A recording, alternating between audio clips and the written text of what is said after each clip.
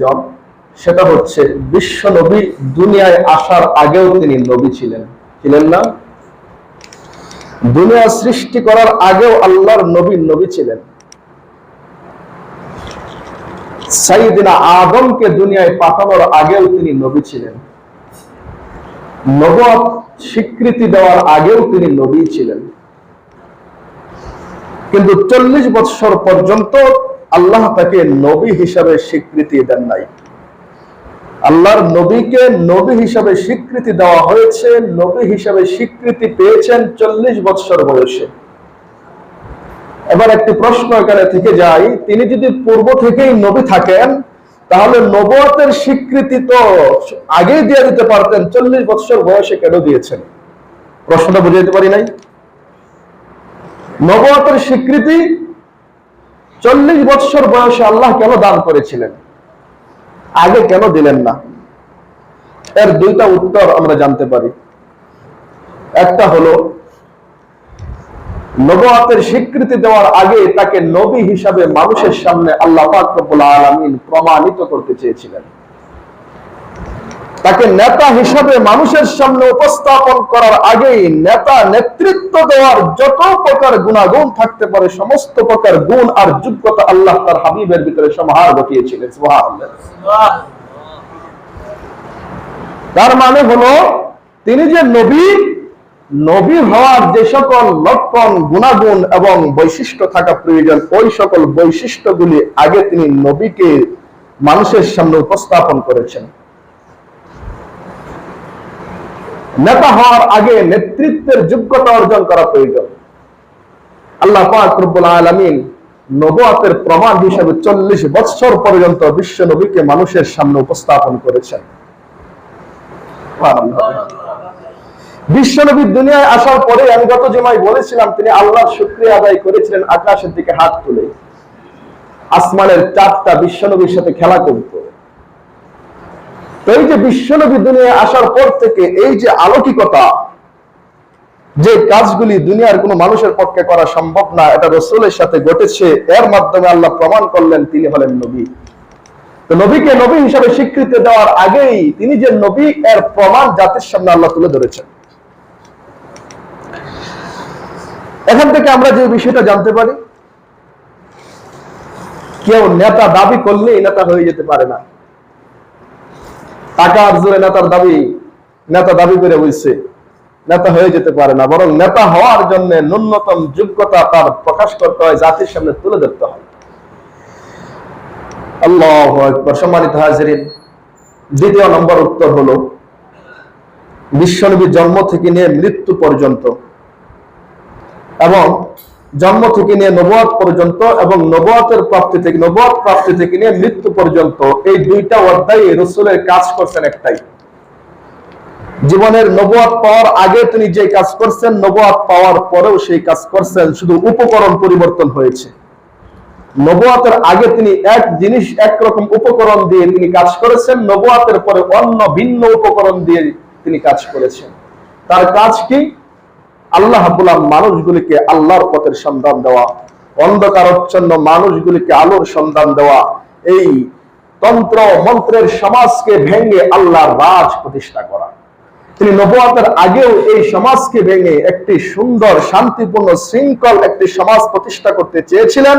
নবুয়তের পরেও তিনি এই সমাজকে ভেঙে শান্তি শৃঙ্খল একটা সমাজ প্রতিষ্ঠা করার চেষ্টা করেছিলেন। মুহতারাম হাজিরিন, আমি বলছিলাম দুই অধ্যায়ে দুইটা পাঠে উপকরণ ছিল ভিন্ন। নবুয়তের আগে তিনি একরকম জিনিস দিয়ে চেষ্টা করেছেন সমাজ পরিবর্তন করার, নবুয়তের পরে ভিন্ন রকম জিনিস দিয়ে চেষ্টা করেছেন সমাজের পরিবর্তন করার। এবার আসুন, নবুয়তের আগে আল্লাহর নবী সমাজ পরিবর্তন করার জন্য কি কি উপকরণ ব্যবহার করেছেন। মুহতারাম হাজিরিন, আপনারা জেনে থাকতে বলবেন, আল্লাহর নবী কোন অখ্যাত কোন পরিবারে জন্মগ্রহণ করেন নাই। তিনি ছিলেন রাজ পরিবারের সন্তান। বিশ্বনবী রাজপুত্র ছিলেন, রাজ পরিবারে যার জন্ম হয়েছিল। আর রাজ পরিবারে জন্ম হওয়ার সুবাদে রাজনৈতিক যে পাওয়ার, দলীয় যে পাওয়ার, যে ক্ষমতা, এই ক্ষমতা সম্পূর্ণ আল্লাহ পাক রাসূলকে দান করেছিলেন। তিনি রাজ্য পরিচালনা করার যে শক্তি, যে ক্ষমতা, এই ক্ষমতা আল্লাহ পাক রব্বুল আলামিন রাসূলের গড়ে দান করেছিলেন। দ্বিতীয় নম্বর হলো, আপনারা জানেন এই পৃথিবীর বুকে আল্লাহর নবীর চাইতে জ্ঞানী, আল্লাহর নবীর চাইতে দক্ষ, সুদূরদর্শী দ্বিতীয় কোনো মানুষ আসেও নাই, আসবেও না।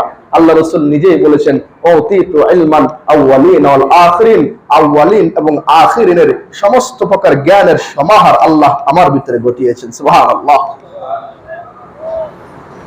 সম্মানিত হাজিরিন, বিশ্বনবীকে আল্লাহ পাক রব্বুল আলামিন দুনিয়ার আখির আউয়ালের সকল প্রকার জ্ঞানের সমাহার বিশ্বনবীর ভিতরে ঘটিয়েছিলেন। তাকে বিশ্বনবীকে আল্লাহ পাক রব্বুল আলামিন রাজনৈতিক সর্বোচ্চ পাওয়ার বিশ্বনবীকে আল্লাহ দান করেছিলেন। বিশ্বনবীর গ্রহণযোগ্যতা কেমন ছিল, মানুষের মাঝে জনসমর্থন কেমন ছিল, এটা আমরা সকলেই জানি। গোটা দুনিয়ার মানুষ এক বাক্যে আল্লাহর নবীর গ্রহণযোগ্যতার স্বীকৃতি দিয়েছিল, ঠিক কিনা বলেন? কি পরিমাণ গ্রহণযোগ্যতা ছিল! শুধু সাধারণ মানুষের কাছেই নয়, বরং তৎকালীন জামানার সর্বশ্রেণী নেতৃস্থানীয় ব্যক্তিদের কাছেও আল্লাহ রাসূলের গ্রহণযোগ্যতা ছিল আকাশচুম্বী। বিশ্বনবীর আমলে বাইতুল্লাহ সংস্কার করা হয়েছে। গোটা আরবের মানুষ মিলে, বিভিন্ন গোত্রের মানুষ মিলে বাইতুল্লাহ শরীফ সংস্কার করেছে। তখন আল্লাহর নবী নবুয়ত পান নাই। এখন হজরে আসওয়াদ স্থাপন করার সময় এসেছে। হজরে আসওয়াদ বরকতি পাথর, রহমতি পাথর, কল্যাণের পাথর। সব গোত্রের দাবি হলো এই পাথরটাকে আমার গোত্রের মানুষ স্থাপন করবে। গোত্র হয়েছে শত শত, পাথর হয়েছে একটা, সব গোত্রের মানুষ স্থাপন করা সম্ভব? অথচ এমন একটা যুগের কথা আমি বলছি, যে যুগে সামান্য একটা ঘোড়ার পানি খাওয়াকে কেন্দ্র করে বৎসরের পর বৎসর গোত্রে গোত্রে যুদ্ধের ধারাবাহিকতা চলতে থাকতো। তেমন একটা যুগে এত বড় একটা কল্যাণের কাছ থেকে কেউ নিজেকে সরিয়ে নেবে, এটা কেউ কল্পনাও করতে পারে না। যখন দেখা গেল অবস্থা জটিল, এর তো কোনো সমাধান নেই, তখন সব গোত্রের নেতারা একসাথে বসে সিদ্ধান্ত নিল, এই সমস্যার সমাধান তো আমরা দিতে পারবো না, তবে এই সমস্যার সমাধান দেওয়ার মতো একজন আছে, তিনি হলেন আব্দুল্লাহর পুত্র মুহাম্মদ। সুবহানাল্লাহ। সে যে সিদ্ধান্ত দেবে অবশ্যই সেটা আমাদের সকলের জন্য কল্যাণকর হবে, সুতরাং তাকে ডাকো, তাকেই এই সিদ্ধান্ত দেওয়ার দায়িত্ব তার কাঁধে ছেড়ে দাও। তার মানে সকল শ্রেণী নেতা নেত্রী সকলের কাছে বিশ্বনবীর গ্রহণযোগ্যতা ছিল আকাশচুম্বী। বিশ্বনবীর কথার বিরোধিতা করবে, বিশ্বনবীর এগেস্ট অবস্থান নেবে, মক্কার ভিতরে এমন কোন বাপের বেটা ছিল না। তাহলে আমি বলছিলাম, রাজনৈতিক পাওয়ার রাসূলের ভিতরে আল্লাহ পাক দান করেছিলেন পরিপূর্ণ। মানুষের কাছে জনসমর্থন আর গ্রহণযোগ্যতার দিক থেকে আল্লাহ পাক তাকে বানিয়েছিলেন আকাশচুম্বী। আর বিশ্বনবীকে আল্লাহ পাক রব্বুল আলামিন অর্থনৈতিক ক্ষমতা কেমন দিয়েছিলেন, অর্থনৈতিক সচ্ছলতা কেমন দিয়েছিলেন! আরে ভাই, এটা তো একটা কথা বললে আপনি বুঝতে পারবেন। তৎকালীন জামানার সবচাইতে ধনাঢ্য ব্যবসায়ী, রূপবতী, গুণবতী, ধনবতী খাদিজা স্বয়ং আল্লাহর নবীর স্ত্রী ছিলেন। বিয়ে হওয়ার পর গোটা আরবের সমস্ত সম্পদকে বিবি খাদিজা রাসূলের পায়ে উৎসর্গ করে বললেন, ওগো আমার স্বামী, এই গোটা সম্পদ আমি আপনার কদমে উৎসর্গ করলাম, আপনি সমাজ সংস্কারের কাজে গোটা সম্পদ যখন যেখানে যতটুকু ইচ্ছা আপনি ব্যবহার করতে পারবেন। সুবহানাল্লাহ। তাতে কি বুঝলাম? বিশ্বনবী সাল্লাল্লাহু আলাইহি ওয়াসাল্লাম এই অন্ধকারাচ্ছন্ন সমাজকে পরিবর্তন করার জন্য, সমাজে শান্তি শৃঙ্খলা ফিরিয়ে আনার জন্য আল্লাহর নবীকে আল্লাহ পাক রব্বুল আলামিন নবুয়তের আগে যত রাজনৈতিক ক্ষমতা দান করেছিলেন, সমস্ত রাজনৈতিক ক্ষমতা তিনি ব্যবহার করেছেন 40 বছর পর্যন্ত। বিশ্বনবীকে আল্লাহ পাক মানুষের কাছে যতটা গ্রহণযোগ্যতা দান করেছিলেন, সমস্ত গ্রহণযোগ্যতাটাকে আল্লাহর নবী সমাজ সংস্কারের কাজে ব্যবহার করেছেন 40 বছর পর্যন্ত। বিশ্বনবীকে আল্লাহ পাক রব্বুল আলামিন যে পরিমাণ অর্থনৈতিক সচ্ছলতা দান করেছিলেন, গোটা সম্পদকে তিনি এই সমাজের কল্যাণে উৎসর্গ করেছিলেন 40 বছর পর্যন্ত। সম্মানিত হাজিরিন, এবার বুঝে থাকলে বলেন, আল্লাহর নবীর 40 বছর জীবনে এই সমাজের পরিবর্তন সাধিত হয়েছিল? বুঝেন নাই কথা? সমাজ পরিবর্তন হয়েছিল, আল্লাহ রাজ প্রতিষ্ঠা হয়েছিল? হয় নাই। আল্লাহ রাজ প্রতিষ্ঠা হয় নাই। বিশ্বনবীর গ্রহণযোগ্যতার কোনো কমতি ছিল না, জ্ঞান বিদ্যার কোনো কমতি ছিল না, অর্থনৈতিক সচ্ছলতার কোনো ত্রুটি ছিল না, রাজনৈতিক পাওয়ারের কোনো কমতি ছিল না। সমস্ত দুনিয়ার শক্তিকে একত্রিত করে আল্লাহর নবী এই সমাজে আল্লাহ রাজ প্রতিষ্ঠা করার জন্য একদিন 2 দিন নয়, জীবনের 40টা বছর পর্যন্ত মেহনত করেছে, কিন্তু হয় নাই। এবার আসুন নবুয়াতের পরের 23 বছর,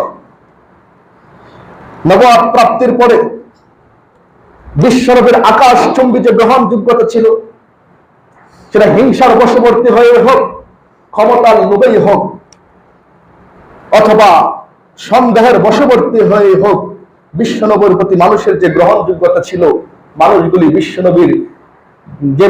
বিশ্বনবীর বন্ধু ছিল, ওই মানুষগুলি সময়ের মুহূর্তের ব্যবধানে বিশ্বনবীর জানের দুশমনে পরিণত হয়েছে। বিশ্বনবীর গ্রহণযোগ্যতা একেবারে শূন্যের কোঠায়।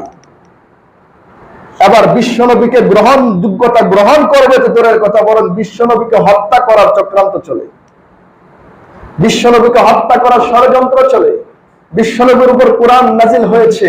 আল্লাহ পাক রব্বুল আলামিন কোরআনের সর্বপ্রথম আয়াত ঈমানের ব্যাপারে নয়, সর্বপ্রথম আয়াত নামাজের ব্যাপারে নয়, সর্বপ্রথম আয়াত রোজার ব্যাপারে নয়, সর্বপ্রথম আয়াত হলো সুশিক্ষার ব্যাপারে। আল্লাহ প্রথমেই বলে দিলেন, ইকরা বিসমি রাব্বিকাল্লাযী খালাক। ও নবী, আপনি যদি সমাজকে পরিবর্তন করতে চান, অর্থনৈতিক সচ্ছলতার মাধ্যমে সমাজের পরিবর্তন সাধন করা সম্ভব নয়। আপনি যদি সমাজ পরিবর্তন করতে চান, রাজনৈতিক ক্ষমতার মাধ্যমে সম্ভব নয়। আপনি যদি সমাজ পরিবর্তন করতে চান, জ্ঞান যোগ্যতার মাধ্যমে সম্ভব নয়। তবে একমাত্র সমাজ পরিবর্তন করতে হলে কোরআনের শিক্ষা সমাজে ছড়িয়ে দিন। সুবহানাল্লাহ।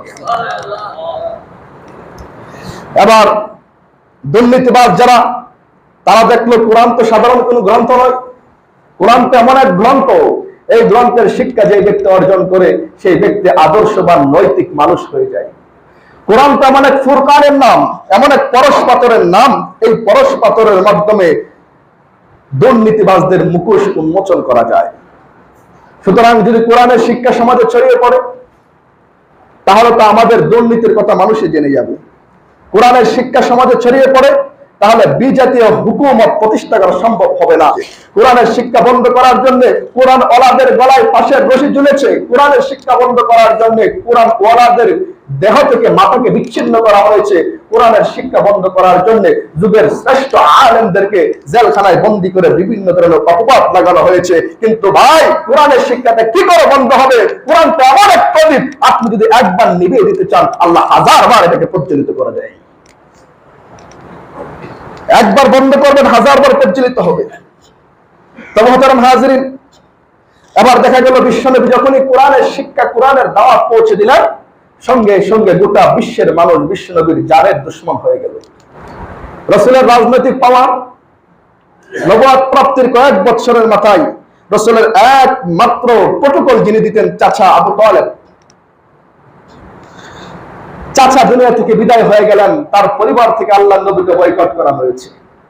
রাজনৈতিক ক্ষমতা শূন্যের কোটায় মাইনাস পয়েন্টে চলে এসেছে। অর্থনৈতিক সচ্ছলতা, অর্থনৈতিক উৎস যিনি ছিলেন, যার মাধ্যমে অর্থনৈতিক স্বাবলম্বী রাসূল পেয়েছিলেন, সেই বিবিও দুনিয়া ছেড়ে চলে গেছেন। আবার রাসূলের কাছে না আছে রাজনৈতিক কোনো ক্ষমতা, না আছে অর্থনৈতিক কোনো ক্ষমতা, না আছে মানুষের কাছে রাসূলের কোনো গ্রহণযোগ্যতা।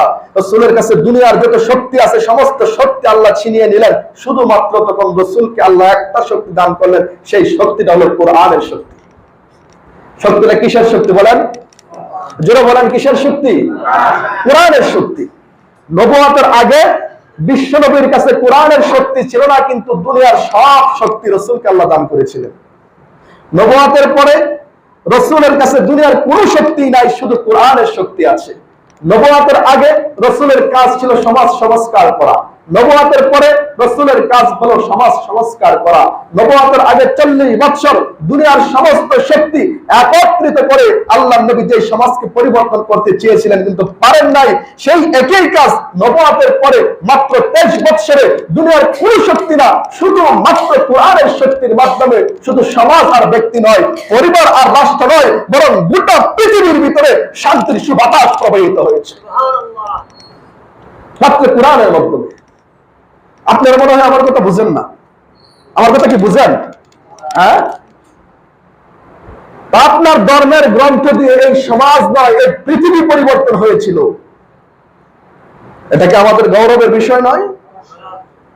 কিন্তু আপনাদের কথা না মনে হয় যে আমি আপনাদের বিরুদ্ধে মনে বক্তব্য দিতেছি, মুখ কালা করে বসে রয়েছেন, হ্যাঁ না লারা আসারা কিচ্ছু নাই, আসতে তো রাগ করতেছেন।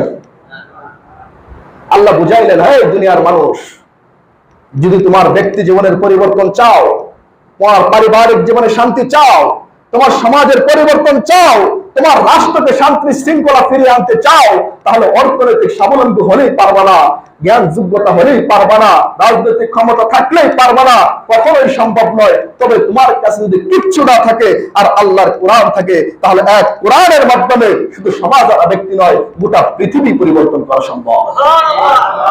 এটা হলো কোরআনের পাওয়ার।